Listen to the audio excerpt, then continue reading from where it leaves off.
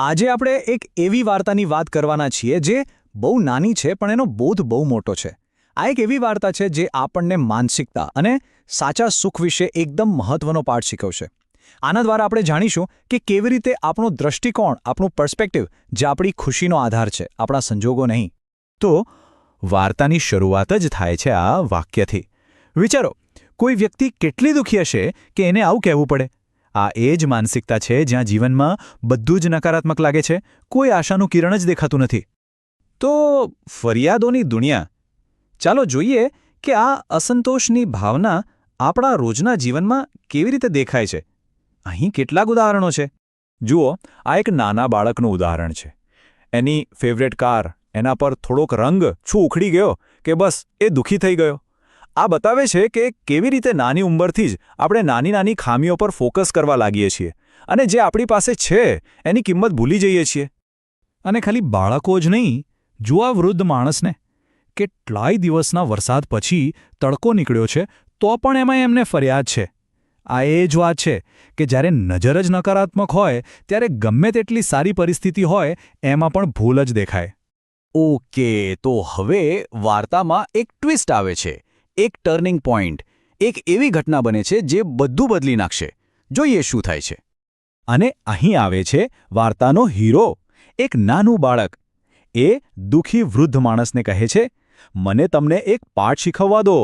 વિચારો, એક નાનો છોકરો એક વૃદ્ધ માણસને જીવનનો પાઠ શીખવવાની વાત કરે છે. આ જ તો છે વાર્તાનો સૌથી મોટો વળાંક. તો એ બાળક એવો તે કયો પાઠ શીખવવાનો હતો? કોઈ મોટું જ્ઞાન? ના, એ તો હતો એકદમ સરળ કૃતજ્ઞતાનો અભ્યાસ. એટલો સરળ કે કોઈ પણ એને અપનાવી શકે. અને એણે શીખવ્યું શું? બસ આ 3 સિમ્પલ સ્ટેપ્સ. પહેલું, આંખો બંધ કરો જેથી બહારની દુનિયાની ચિંતાઓ દૂર થાય. બીજું, એક ઊંડો શ્વાસ લો મનને શાંત કરવા માટે. અને ત્રીજું અને સૌથી અગત્યનું, એ બધી વસ્તુઓ યાદ કરો જેના માટે જીવનમાં શુક્રગુજાર હોવાય. બસ આટલું જ. આ એક એવી ટેકનિક છે જે તરત જ આપણું ફોકસ નેગેટિવિટીમાંથી પોઝિટિવિટી પર લઈ આવે છે. અને જેઓ એ વૃદ્ધ માણસે વિચારવાનું શરૂ કર્યું, એને શું યાદ આવ્યું? કોઈ મોટી મોટી વસ્તુઓ નહીં, પણ પરિવાર, ઘર, મિત્રો, થાળીમાં ભોજન, પહેરવા માટે કપડાં. આ બધી એવી વસ્તુઓ છે જે આપણી પાસે રોજ હોય છે, પણ આપણે એની કિંમત નથી કરતા, જેને આપણે ટેકન ફોર ગ્રાન્ટેડ લઈએ છીએ, ખરું ને? તો આ સરળ કસરતની અસર શું થઈ? અહીં જ આવે છે આખી વાતનો સાર, દૃષ્ટિકોણની શક્તિ. આ જુઓ, આ જાદુ છે. પાઠ પહેલાં એ માણસ શું કહેતો હતો? આજે આટલો બધો તડકો કેમ છે? અને પાઠ પછી? આજનો સૂર્ય જુઓ કેટલો સુંદર છે. સૂર્ય તો એ જ છે, તડકો પણ એ જ છે. બદલાયું શું? ફક્ત જોવાની નજર, ફક્ત દૃષ્ટિકોણ. એટલે જ આ વાર્તા આપણને એ સમજાવે છે કે સુખ એ કોઈ બહારની વસ્તુ નથી. એ આપણા સંજોગો પર આધાર નથી રાખતું. એ તો એ લેન્સ પર આધાર રાખે છે જેમાંથી આપણે દુનિયાને જોઈએ છીએ. ખુશી આપણી અંદર જ છે, બસ જોવાની દૃષ્ટિ સાચી હોવી જોઈએ. અને આ બદલાવનું પરિણામ શું આવ્યું એ જોઈએ. સુખનું રૂપાંતર.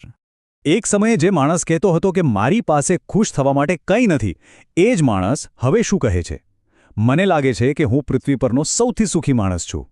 વિચાર કરો, કેટલો મોટો બદલાવ! આ છે સાચા દૃષ્ટિકોણની તાકાત. તો આખી વાર્તાનો સાર શું છે? બસ આટલો જ. આપણી પાસે શું નથી એના પર દુઃખી થવા કરતાં આપણી પાસે શું છે એના માટે શુક્રગુજાર થવું. સાચા સુખની ચાવી બસ આ જ છે. તો આપણે આ વાતને અહીં એક સવાલ સાથે પૂરી કરીએ. શું ખુશી હંમેશા કંઈક નવું મેળવવામાં જ હોય છે? કે પછી જે આપણી પાસે પહેલેથી છે એની કદર કરવામાં પણ હોઈ શકે છે? આ સવાલ આપણા બધા માટે છે. કદાચ સાચું સુખ ક્યાંય દૂર નથી, આપણી આસપાસ જ છે. બસ એને જોવાની નજર કેળવવી પડે.